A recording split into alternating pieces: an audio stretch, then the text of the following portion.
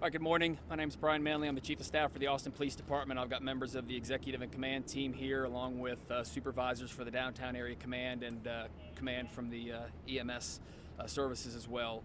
We want to give you a briefing on what has occurred early this morning on 6th Street. I know that you all are aware that the initial broadcast that we put out were that we had an active shooter on 6th Street. Based on the information that was occurring at that time, that is what we believed happened, and I'll go into the incidents here in a moment.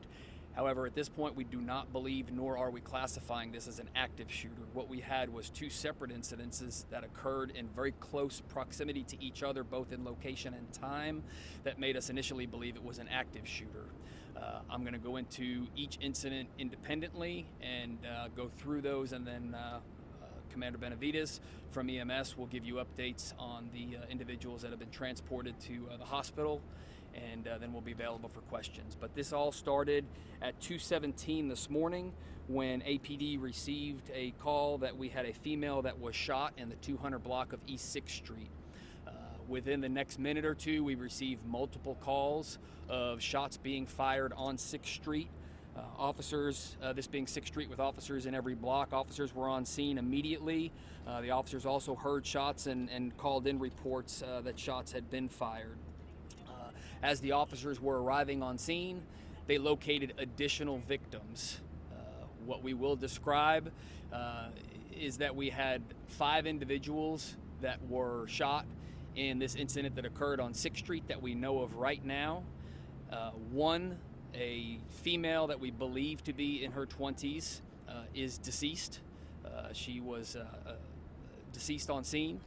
There were 3 other individuals that were transported to the hospital for medical care, and there was 1 individual who refused transport. And Commander Benavides will go more specifically into the condition of all of those victims here shortly.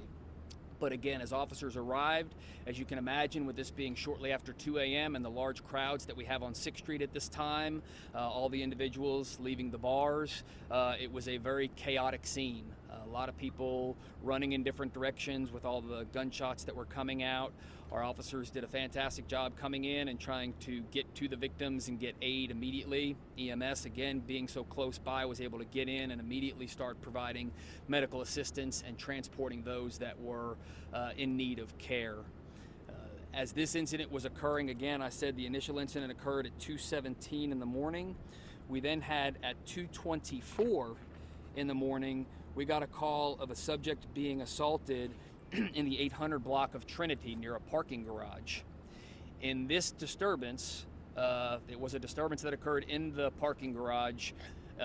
One individual did pull out a weapon and fire it at another individual.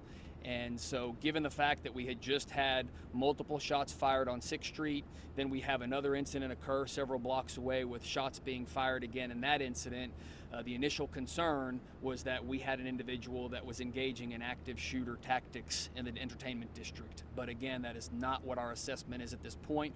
These were 2 isolated incidents. In the second incident that occurred in the parking garage, we do not know that there was anyone that was struck by gunfire. We do not have any victims from that. There were other individuals in that parking garage that observed this disturbance and observed the suspect fire their weapon. They engaged the suspect, disarmed him, and took him down. The suspect in that incident was subsequently transported to the hospital for treatment of injuries he received by the citizens that came in and assisted in putting a stop to his violence. So again, that was a separate incident that was unrelated to the occurrences that happened here moments earlier on 6th Street.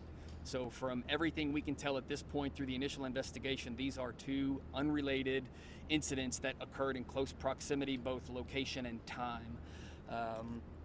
We have multiple individuals, witnesses that we are currently interviewing down at APD headquarters.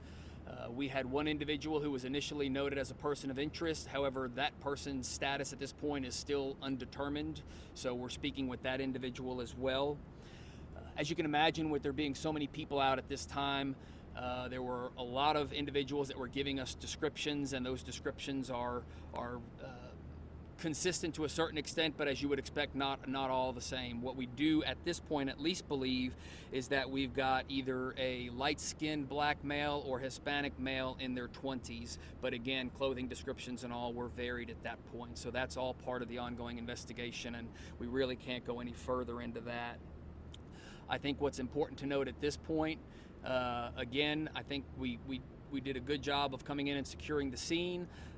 In the day of social media that we live in today, we know that there are a lot of individuals that have captured either this incident or the aftermath of this incident on their cell phones or other personal devices.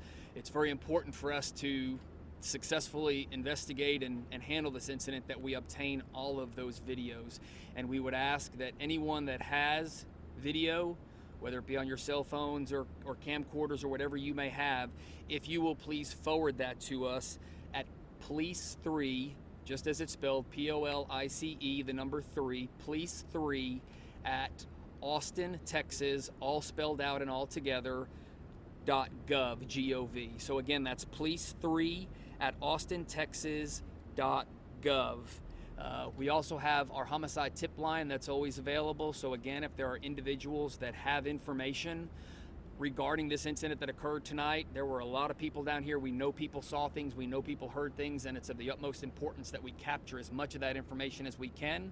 So if you have information that's important, our homicide tip line is 512-477-3588. And we ask that you call that number again if you have any questions. At this point, I'm going to ask Commander Benavides to give updates on the status of the victims that were injured in these occurrences tonight, and then we'll open it up for any questions that you may have. However, realize we've got a lot going on right now. We're very early in the investigation. There's going to be information that we can't discuss to protect the integrity of the investigation. However, we will take a few questions and maybe be able to provide a little bit more information. But Commander Benavides. As Chief Manley said, at or around 2:17 this morning, we received a call for multiple patients reported from a shooting with multiple GSWs. In that, from the first incident, as Chief Manley has already spoken, I will discuss the patients from the two separate incidents. In the first incident, we treated and evaluated 5 total patients. Of those patients, one of them was pronounced dead on scene. As Chief Manley said, it was approximated age of a 20s female. We subsequently transported 4 additional patients, that's 3 additional patients to University Medical Center Brackenridge. All of them are females, approximated in their 30s. They were all transported with serious but not expected to be life-threatening injuries. We also obtained 1 refusal on the scene. On the second incident, as Chief Manley pointed out, we had a victim that sustained injuries from a reported assault. They too were transported to University Medical Center Brackenridge. That was a male. I believe that's a approximated 20s male, and he was transported with non-life-threatening injuries as well. That's all we have for our site. And actually, let me give just a little bit more information as to how all of this started on 6th Street. So our initial investigation, we believe that there was a disturbance between individuals, and the suspect in the shooting incident on 6th Street pulled out a weapon and began firing that weapon into the crowd, and at which point these victims were struck. So with that, I'll open it up for questions. Again, we're early on in the investigation, but if there are any questions you may have, we'll take those. Yes, we are still actively looking for a suspect. From the first incident, we had altogether with both incidents would be 6 patients, but 5 from the first. Okay, does anybody else from the media have questions for us? What are some of the challenges in this case right now? I'm sorry, let me go ahead. What are some of the biggest challenges that you have with the 6th Street shooting just in general? What are some of the big obstacles that stand in your way? Well, again, I think that this one, as far as obstacles, I think we have the benefit of the fact that I think there's a lot of people that have captured either the things leading up to or the disturbance itself or the aftermath. So I think that it's important that we get our hands on all of those videos and we're able to investigate those as part of the investigation. So again, we would ask that people call or send us the videos if you have them. Did APD release Any other questions from the media, please? Suspect still armed, or is it that public safety? As far as whether the suspect is still armed or not, we don't know that. We don't know who the suspect is. We've not had a chance to talk to them. As far as any threat to the community at this point, you know, the scene is secure. We've locked down 6th Street. As you can tell, it's an active investigation. So at this point on 6th Street, we're not aware of any other threats. Any tasers, any shots fired by the cops? Anybody else have any questions for You us? said that they fired open into the crowd. Were these like unknown suspects, or did these people know each other in an argument? Was it open firing, random? That'll be part of the ongoing investigation, whether there's any relationship between the suspect and any of the victims that were struck. Anybody from media have any more questions? Is that all the questions we have? All right. From the Daily Texan, could you Yes. repeat the ages or the ages you think the victims are? I'll let Commander Benavides answer that. So the patients that we transported to University Medical Center Brackenridge were females approximated in their 30s, and then one male from the second incident approximated age in his 20s. And that was the suspect in the second? How long do you think it'll be? I don't know about suspect. It was just a patient that we transported. That would be. From the Trinity garage? The individual from the garage, we do believe it's the individual that fired the shots in the garage that was then subsequently taken down by some citizens that got involved, and we believe that he is the one that was transported for medical care.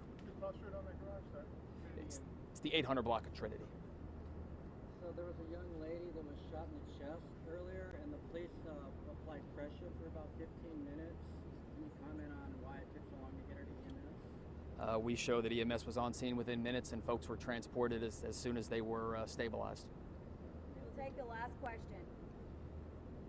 Thank you all. All right, thank you.